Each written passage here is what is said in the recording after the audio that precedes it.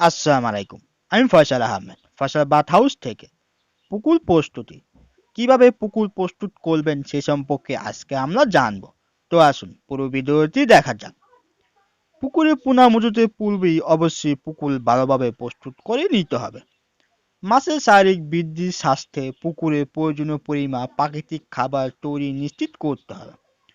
পুকুর প্রস্তুতিকালে বিভিন্ন পর্যায়গুলো হলো জলজ আগাছা নিয়ন্ত্রণ, রাক্ষসে মাছ ও অবাঞ্ছিত পানি দমন, চুন ও সার প্রয়োগ ইত্যাদি।